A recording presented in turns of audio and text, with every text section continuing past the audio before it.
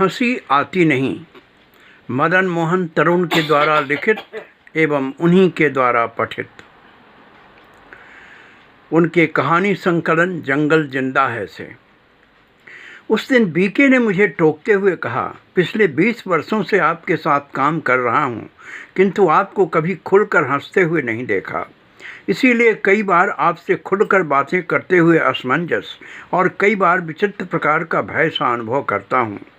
कई बातें मन में ही उमड़ घुमड़ कर रह जाती हैं। कभी कभी सोचता हूँ आप खुद भी कैसे रह पाते होंगे इस प्रकार, चारों ओर से बंद मकान में। सुनकर मैं सन्न रह गया, तनिक विचलित सा हूँ। वैसे संकेत संकेत में या दबे स्वरों में मैंने पहले भी कई बार लोगों को अपनी बोझिल गंभीरता पर टिप्पणी करते हुए सुना है, परंतु इस प्रकार खुलकर किसी ने इन विषयों पर कुछ कहने का साहस नहीं किया।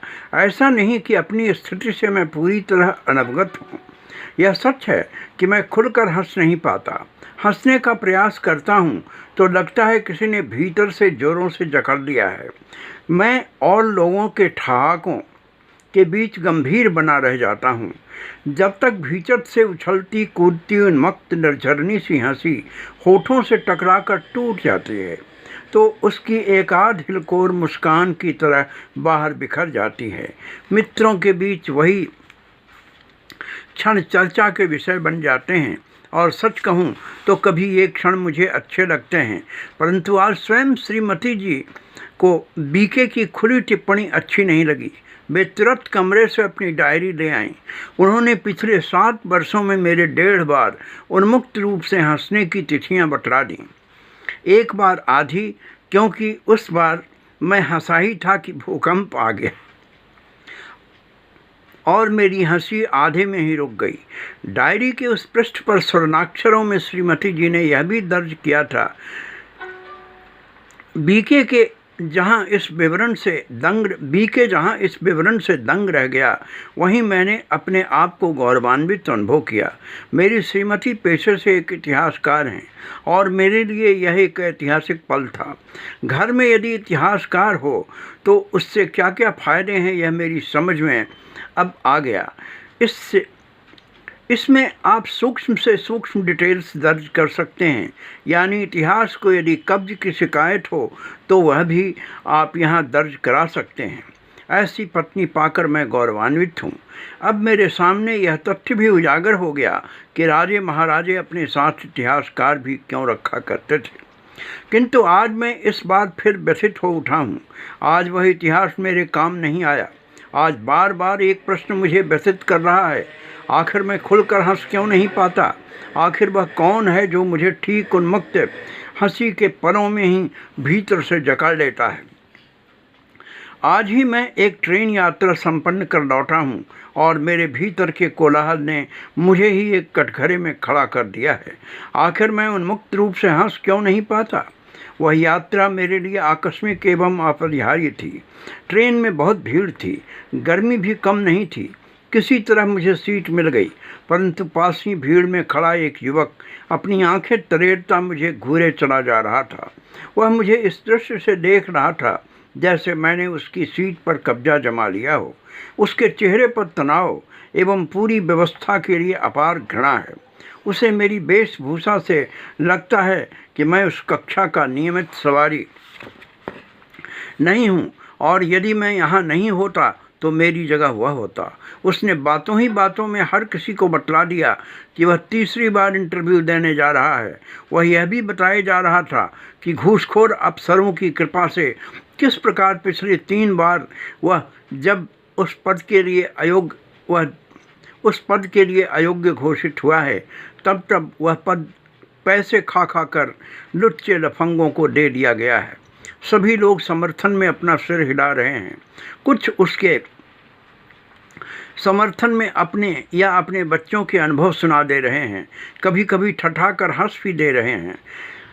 किसी ने दे ताली के अंदाज में अपना हाथ मेरी ओर बढ़ाया भी, मगर मुझे उसमें कोई हंसने या प्रतिक्रिया देने वाली बात नज़र नहीं आती और मैं उकट काट सा बैठा रह जाता हूँ। और यही बात मुझे उन लोगों के बीच विजातीय घोषित कर जाती है आसपास के लोग अब जरा संभल गए हैं।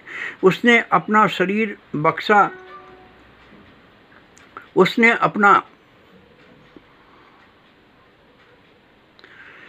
अपना भारी बक्सा जो तरह तरह के प्रमाण पत्रों से भरा हुआ है मेरे पास लाकर पटक दिया है। बड़ी मुश्किल से मैं उंगलियां बचा पाया हूँ। अब वह करीब करीब मुझे धसोड़ता हुआ मेरी आधी पीठ पर आकर जम गया है। मैं सिकुड़ सा गया हूँ। वह मेरे सामने की सीट पर भी आराम से बैठ सकता था, जहाँ एक दुबला पतला लड़का बैठा हुआ था। अब इस सीट पर जम जाने के पश्चात उसके चेहरे पर संतोष है। जब जब उसे मेरी असुविधा का एहसास होता है तब तब उसके चेहरे की चमक बढ़ जाती है, परंतु मेरी चुप्पी उसमें और भी कड़वाहट घोल रही है। उसने मेरी ओर देखते देखते सामने वाले पैसेंजर को लक्षित करते हुए उच्च वर्ग के लोगों की कंजूसी और शोषण वृत्ति पर एक भाषण सा दे दिया है। वह एक ओर प्रजातंत्र और समानता की समस्या पर बोले जा रहा है, दूसरी ओर इस कक्षा में हम जैसे लोगों का यात्रा करना उसे दूसरों की तरह जगह घेर बैठने जैसा अन्याय लग रहा है। अब उसके साथ बातचीत में और भी कई लोग शामिल हो गए हैं। उन्हें मज़ा आने लगा है। मैं स्वयं भी भाग लेना चाहता हूँ किंतु इस बहस में, परंतु न जाने किसने मुझे भीतर से जकड़ लिया है। मैं सारी उत्तेजना के बावजूद चुप हूँ। मेरी चुप्पी उनके लिए असह्य होती जा रही है। इसी बीच ट्रेन रुकती है। वह युवक मेरी ओर आंखें तरेरता मुस्काकर मानो शरारत से पूछता है, कहो कैसी रही? अपना भारी बक्सा उठाकर नीचे उतर जाता है। इसके पहले कि कुछ सोचने का मौका मिलता, 20-25 किशोरों का एक रेला सबको ढकियाता मुख्य द्वार से खिड़कियों से ट्रेन के चलते चलते कूद कूद कर अंदर प्रविष्ट ही नहीं हुआ। ऊपर सामान रखने के स्थानों पर नीचे पहले से बैठे लोगों के अगल बगल बीच किसी की छतरी से उलझता, किसी बूढ़ी स्त्री के पैर कुचलकर उसकी गालियां खाता स्थान स्थान पर जम ही नहीं चुके हैं। अब ट्रेन पर अपने सवार होने के कौशल का भी हुमक कर बखान कर रहे हैं। शेष पैसेंजर जो पहले के युवक की हाँ में हाँ मिला रहे थे, अब युवा पीढ़ी के अनुशासनहीनता पर अपना विक्षोभ व्यक्त कर रहे हैं। परंतु जगह जगह बैठे अटके लटके ये किशोर अब किसी अन्य चर्चा में लग चुके हैं। ऐसा लगता है जैसे इन्हें इस बात की कोई खबर ही नहीं कि ट्रेन से यात्रा कर रहे हैं और वह कंपार्टमेंट खचाखच भरा है और वे भी जहाँ तहाँ लटके हुए हैं।